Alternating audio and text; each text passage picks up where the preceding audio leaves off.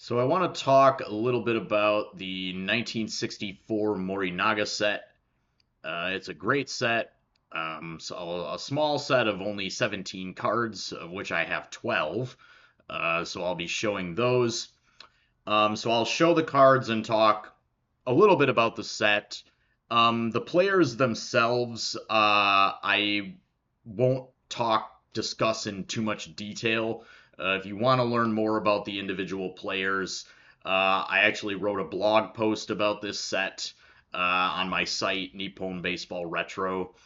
So the link will be in the description, so you can check it out if you want to learn more about these cards and these players. But let's get into the set. So, like I said, there's 17 cards in the set, and I have 12 of them. Three of the cards are actually super duper mythical rare. There were three cards of all Hiroshima cart players, and these are pretty much impossible to find. So I'm not really sure what the whole story on that is. They might have been a regional issue, like a Hiroshima exclusive, and that's why they're so hard to find. So they just weren't printed nearly as much as some of the other ones. But I'm not really sure about that. But this is what these cards look like. If you haven't seen them before, they're very nice. They're roughly postcard sized. And unlike the of this time, the usual Menko issues, which featured pretty grainy or shoddy photography and images of the players, these feature high quality photographs of the players. So of course you probably know who this is, Sadaharu O. Um, kind of headlines the set, although O and the two other Giants players in the set, right? Shigeo Nagashima and Isao Shibata. These three cards, along with the card of Katsuya Nomura for the Hawks, I would say are among the easiest to acquire. They're the most readily available. And of course, that's relatively speaking. But there are a couple things that need to be discussed. The set is interesting, and it also has a pretty interesting history. So first off, the cards actually come in two different backs. Although Gary Engel in his Japanese card catalog uh, basically lists them as two different sets, I kind of in my own brain I just sort of think of them as one set with two different backs. They came out in 64. I don't know if they came out at the same time in 64 at slightly different times. But anyway, as you can see, you've got two backs here. So you have a standard back, and then you have a stand-up back that could be folded out and then propped up like a picture frame, right? So those are the two different backs. Um, Now, as I said, this set came out in 64. An interesting thing about this set is that it was one of the sets that was acquired and imported to the US for sale to American collectors by a GI, an American GI named Gus Bailey, who was stationed in Japan in the mid 60s. And well, there was another guy too who was, I believe, before Bailey by the name of Ackerman. But both of them did kind of took it upon themselves to acquire Japanese baseball card sets and then import them back to the U.S. for, or maybe I should say export them back to the U.S. For American collectors.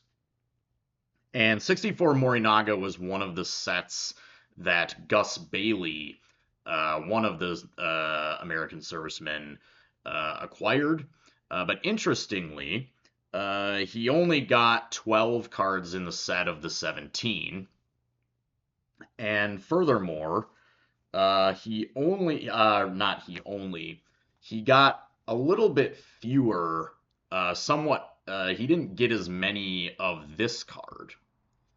And so this is the Shigeru Mizuhara, and Bailey didn't get as many of these as the other 11 cards that he got from the 17 card set. So this card is interesting in that if you look at Engel's catalog, basically this card has become, at least for American collectors, kind of almost like a very hard to acquire rare pricey card, or it's pricier than some of the other cards in the set. Although personally here in Japan, I have found that this is one of the more available cards in the set. So again, I'm not really sure why Bailey was not able to get as many of these, because Bailey, in fact, got the cards directly from the company. But for whatever reason, he did not get all of them and he got fewer of this card. Um, so, anyway, let's just look at a few of the other ones. So, I mentioned before that there are three cards in this set. The three Hiroshima Carp players are almost impossible to find. From my own experience, I would say there are three other cards that are particularly scarce that I've personally had a harder time getting. I only have one of, or yeah, I only have one of them. This is Futoshi Nakanishi, and this one I have in stand-up back. But the Nakanishi, I would say, is one of. There are three for me. So Nakanishi, and then also Inao, Kazuhisa Inao. I don't have that one. And then the Dragons pitcher, Yamamura, maybe. I can't remember his name precisely. But the one of a Dragons pitcher, and then those three are particularly scarce.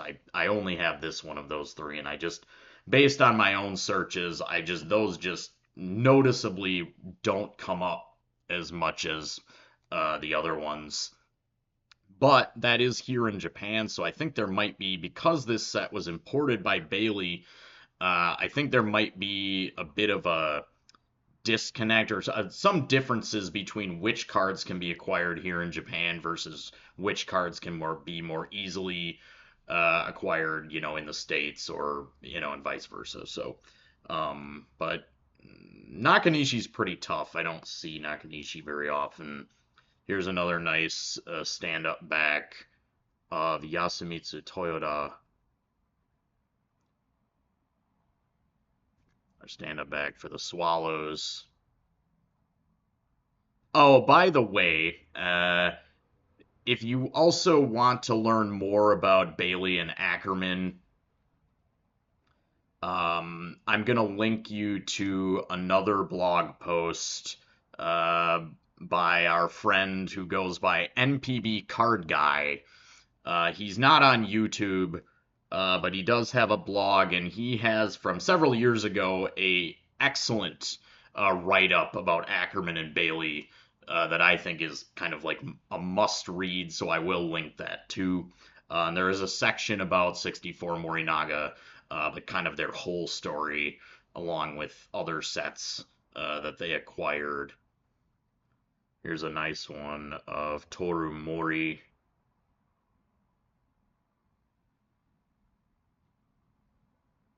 That's a regular back.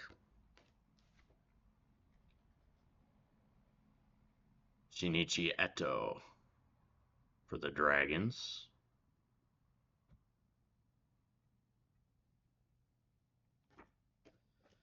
And I've got the great Masaichi Kaneda.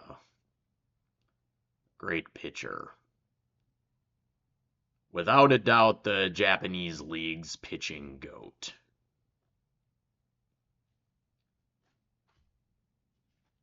And then the two players represented in the set for my Hanshin Tigers. We've got Kazuhiro Yamauchi.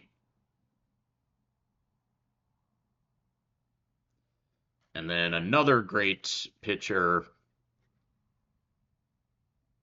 Minoru Murayama.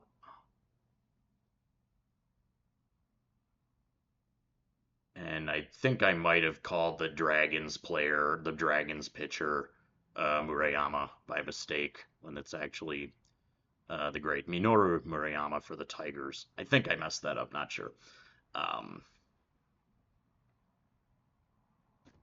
that one's also a regular back. So yeah, as I said, I have 12. So that's 12 of these cards.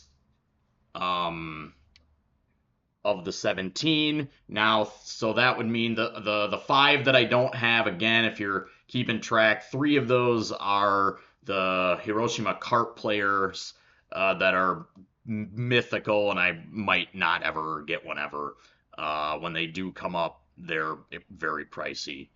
And then I also need two of the two other ones, so I can reasonably hope to acquire the two other ones, meaning that I could have, you know, all of the cards in the set except the three card players. So, well, that's what I've got for you guys today. As always, thanks for watching. Peace.